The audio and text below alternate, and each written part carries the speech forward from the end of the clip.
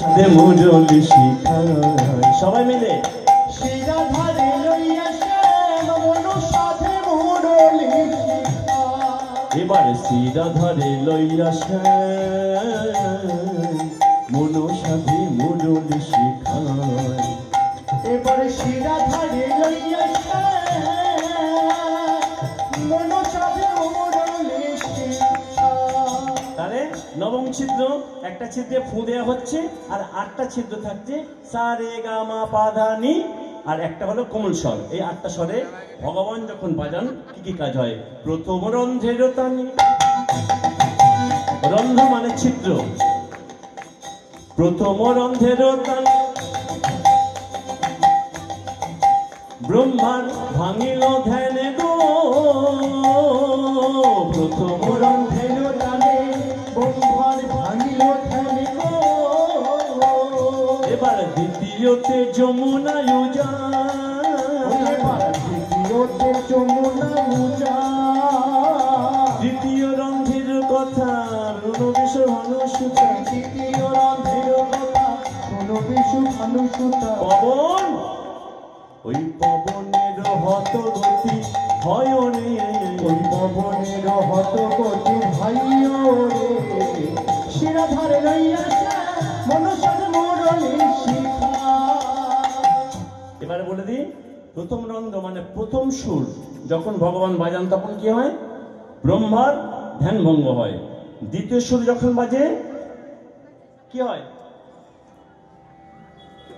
যমুনা উজান বয়।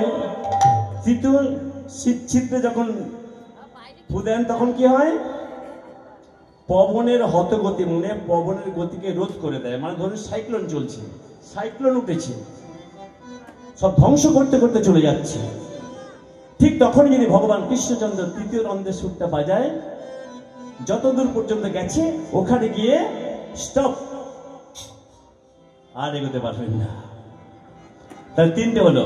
চতুর্থ রন্ধ্রের তানে যত ব্রজবাসীর প্রাণে প্রাণে গো, তারা এলো খেলো পাগল নেতায়, ও তারা এলো খেলো পাগল নেতায়।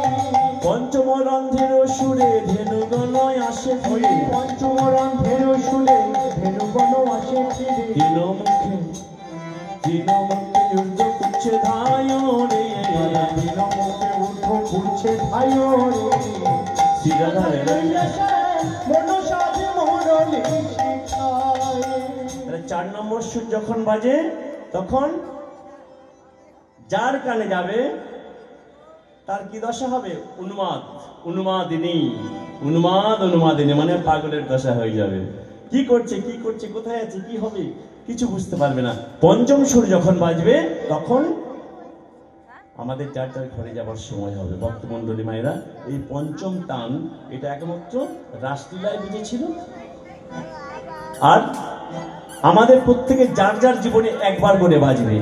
যার জীবনে বাজবে তার ভগবানের কাছে যাওয়ার সময় হয়ে যাবে। রাধে রাধে। পঞ্চম সুর। এবারে ষষ্ঠ সুর। ষষ্ঠম রন্ধ্রের সুরে, ষষ্ঠম রন্ধ্রের সুরে কদম্ব হয় বিকশিত গো, ষষ্ঠম রন্ধ্রের সুরে কদম্ব হয় বিকশিত গো। ওই ষড়ঋতু একত্রে বহায়, ওই ষড়ঋতু একত্রে বহায়।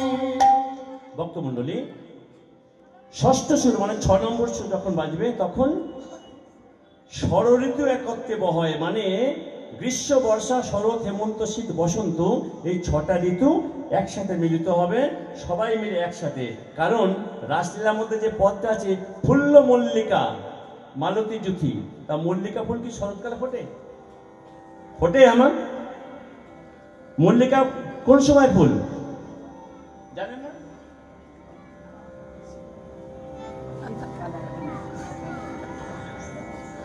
মল্লিকা শীতকালে তো, তাহলে শরৎকালে কি করে ফুটবে? কিন্তু ফুটেছিল। কেন? ওই ষষ্ঠম সুর যখন বাজিয়েছে তখন তো গ্রীষ্ম বর্ষা শরৎ হেমন্ত শীত বসন্ত সবাই মিলে ভগবানকে সেবা করবার জন্য একসাথে চলে এসেছিল। আর সপ্তম সুর যখন বাজবে তখন পাথর গলে যায়, যেখানে যে স্থানে বৃন্দাবনের চরণ পাহাড়ি ধাম, যেখানে রাধারানীকে ভগবান কৃষ্ণচন্দ্র ওই মুরলী শিক্ষা দিয়েছিলেন, সেই জায়গাটা পাথর গড়ে যাচ্ছিল, এখনো সেই চিহ্ন রয়েছে আজও। রাধা গোবিন্দের চরণ চিহ্ন, ওই গোখুরের চরণ চিহ্ন আজও আছে। বলে 7 নম্বরে যখন বাজবে পাথর গলতে শুরু করবে। বলে আর একটা, বলে এটাই তো সমস্যা করে রাধে, কি জানো? অষ্টম রন্ধেরও তান গাই রাধে তোমার নাম। অষ্টম রন্ধেরও গাই গাই রাধে তোমার নাম। অষ্টম রন্ধেরও তান গাই রাধে তোমার নাম। অষ্টম রন্ধেরও গাই গাই রাধে তোমার নাম। জয় রাধে শ্রী রাধে বলে, জয় রাধে শ্রী রাধে বলে, রাধে রাধে রাধে রাধে, জয় রাধে শ্রী রাধে বলে, রাধে রাধে রাধে রাধে, জয় রাধে শ্রী রাধে বলে। অষ্টম রন্ধেরও তান গাই রাধে তোমার নাম। অষ্টম রন্ধেরও গাই গাই রাধে তোমার নাম। আমার বাসি এত গুণধাম, আমার বাসি এত গুণধাম। বংশী বদনে কয় বংশী শিক্ষা উচিত হয়। বংশী বদনে কয় বংশী শিক্ষা উচিত হয়। না শিখিলে না শিখিলে না শিখিলে শিক্ষা বলে কারে। হরি হরি হরি বল।